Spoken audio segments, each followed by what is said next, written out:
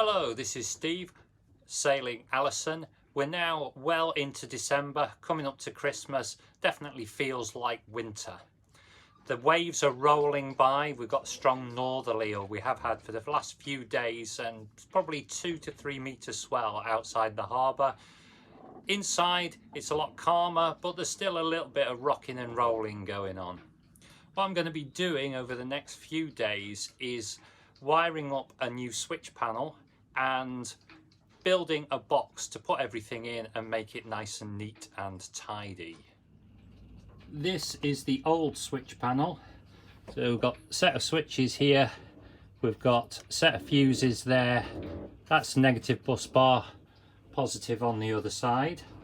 I'm going to replace it with this shiny new switch panel, which instead of fuses we've got circuit breakers, those buttons in the middle, and I've only got 8 here instead of the 12 of the old, so I'm going to have to do some combining.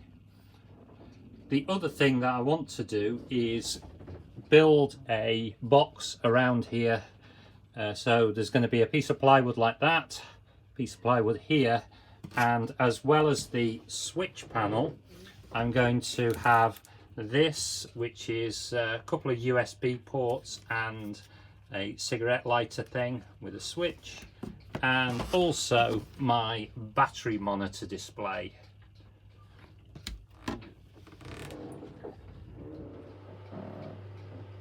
This is where I've got so far. Here's the USB and cigar lighter thing, and the switch panel in. I need another hole here which is going to fit the battery monitor. I think this is going to be the right position for the battery monitor. The tolerance is a lot tighter for this, so I've got to be a bit more accurate cutting the hole than I was for these ones, because if you look here, the kind of frame is quite narrow. It's only a, I don't know, 4 or 5 mil, so I've got to get this quite accurate. Here we go. So that's the 3 elements in place. I've got 12 volts, a couple of USBs, cigarette lighter charger thing, battery monitor, and the switch panel with the circuit breakers. I'm going to cut this into the right size now, exactly to fit where it's meant to be. I think I'm going to have to cut there and cut there, so I'm going to make an opening door. That's the next stage. First I'm going to do the instrument panel setup. So that is 2, 3, 6, 8, 9, 10 and 11. So that's got the radio cassette on, it's got the radio, the VHF on, I've got the radar on, and I've got my chart plotter on, and also need the depth gauge to be on. So with all of that, and with the VHF transmitting, there we go, we've got about just under 9 amps there. So the largest of the circuit breakers on the new switch panel is 15 amps, so I'll wire it into that. That should give me enough headroom, and so I want a single block of connectors which are going to have all of those wires attached. So let's see how many wires there are. So 2 hasn't got anything at the moment because that's the Navtex, which is not connected, so I need to leave a spare one for that in case I reconnect the Navtex. 3 has got 1. 6 has got 1, 2, 3, so that's 4 in all. 8 has got 1, so that's 5. 9 has got 1, 2, 3, so that's 6, 7, 8. 10 has got 1, 11 has got, so that's 11, 12, 13. So there's 13 to connect together. I hope I've got a block which will support all of that. Okay, slight change of plan. Turns out I don't have enough connector blocks to make up the positives, so I'll have to order those. So instead I'm going to wire up a new negative bus bar with proper crimp connectors on to replace this one here. Right, so I'm midway through attaching all of these and come across an interesting one. So this one here is the steaming light, and regrettably using household wiring, but you can see if I get in close that the negative is really badly corroded. So I'm going to strip that back until I find bright metal, and if that means that I have to extend this wire, then that's what I'll need to do. So it looks like we've got the legacy of a previous repair here. You can see I've taken this amount of wire back and I'm still not back to bright copper yet. So I traced it through and it's wired in here. So I've got some proper marine grade twin cable there, which is also the correct colours, red and black for the low voltage systems. So I will wire that in now.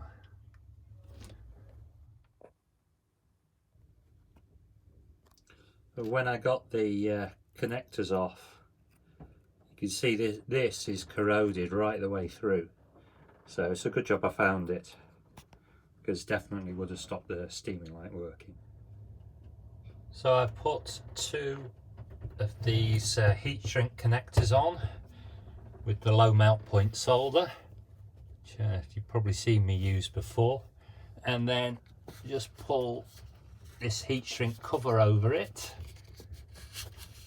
Here we go. And that's what it now looks like. Not perfect.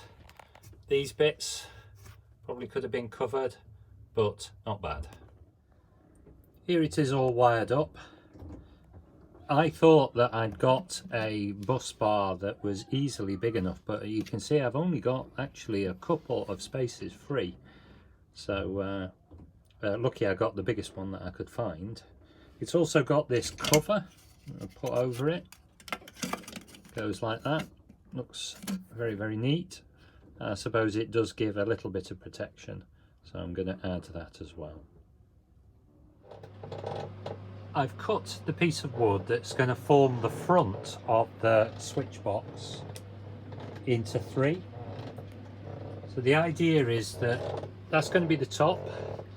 This is going to be on a hinge, so this is the bit that's going to open, and then this is going to be the bottom. What I'm going to do now is add a layer of epoxy just to seal it all. Obviously I'll need a couple of layers each side to make it fully waterproof. So last night I started dismantling the switch and the fuse area from the old switch panel. I've just left this one on. That's the lights, because I was working in the dark last night. So today I'm going to continue to remove all of that, and then I shall start wiring in the new switch terminals. So what I've got is a terminal block here.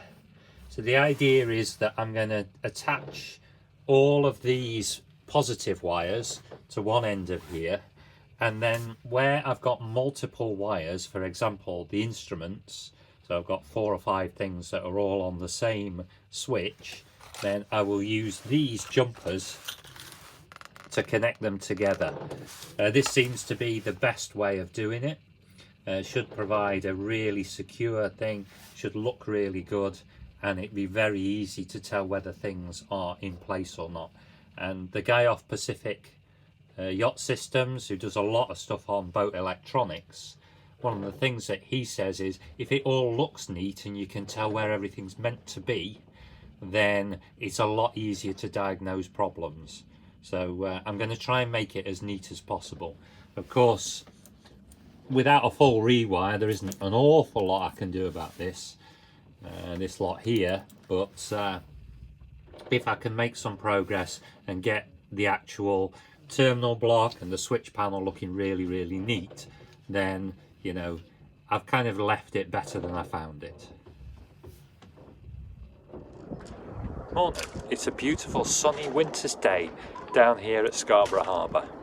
I made really good progress yesterday on rewiring the switch panel.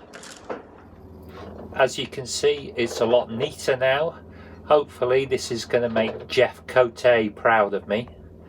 So I've just got to finish off this line here, which is most of the instruments, and then start wiring the actual switches and circuit breakers.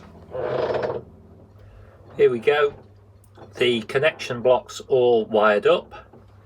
Certainly significantly better than what went before.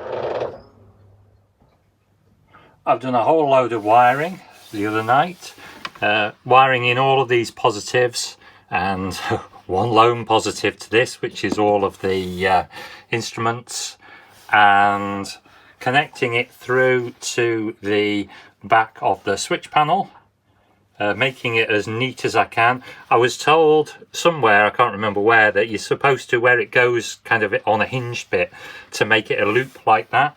I think it minimises the strain. So there we go. This is exactly 5 meters of cable. Doesn't go very far, does it? So that's what the back looks like, and then this is what the front looks like. So I've got my switch panel. I've managed to find 3 of these little stickers which corresponds to things that I've actually got, so I'm going to have to get printing or something. I've also got the charger here, which if I turn this on will give me tell me what the voltage is out of the 12-volt converter. So it's always 12.3. I've already used the cigarette lighter charger to charge up my VHF, and that worked fine. And then I've got the battery monitor in the middle there. So I think that looks really neat. So this evening what I'm going to do is I'm going to cut this hinge and attach it to the back corner of the this panel here. And another thing I'm going to do is, at the moment all these wires are coming up here, and there's 2 problems. One is that this hole's a bit tight, but the other is that I actually want to end the instrument panel there. So I'm going to cut a hole here somewhere like that, and then move all these things across. So they're my 2 tasks for tonight. This is where I got to last night. So I've cut this slot here in the middle, and then I had to do quite a bit of rerouting of wires so that everything will come out there neatly. There's a little bit of tidying up to do that has to go under here. The other thing I've done is checked where this panel is going to go. So because the switches are wired in such a way that there's quite a lot of room needed at the back, this panel is a little bit further forward than I had planned for. So my previous plan, which was to put a hinge here, you can see is not going to work unless I move this gas alarm. So what I'm going to do today is focus on, I'm going to cut here so that this base plate's in 2 pieces, so that I can get this open when the switch panel's in place. And then I'm going to put some 1 by 1 square dowel on here to support the switch panel. That's where I'm planning to get to today. So this is where I got to last night. This is all in place now. Put some pieces of wood behind here and got this one in place too. I need to put another piece of wood here, but I'm gonna have to go home because I've got a circular saw to cut that the piece of wood nice and straight. So what I'm going to do tonight is I'm going to put a strip across the top here, kind of tidy this up and attach it to there so that we've got a nice kind of frame that this, which will be removable, can come out of. This is where we are now with the switch panel. So I'll put this top piece in, which has secured this piece of wood that's the end. All that I need to do now is put another piece of wood here, which requires me to have access to the circular saw, and then put a piece over the top there, and I might even put a piece there. But certainly I think that once I've done that and that, then that's going to be it for the moment. Oh yeah, I've had a few days off as I was doing some stuff on the house, but now I'm back on the boat. And I was thinking about the way that the lights were connected and decided to move some things around so that all of the instrument lights are on one switch. So I've got the chart table light, I've got the compass light, and I've got the depth sounder light, and they're all on the same switch now. I had to do a bit of jigging stuff around. So the chart table already had its own separate switch. I don't know why. I've moved it onto this bank. That one is the instruments. So the VHF, the chart plotter, the radar, all on this same one. So up here I've got the 3 connectors. That one is for the compass. The second one is for the depth sounder, and then this one here is for the chart table. So it all looks pretty neat.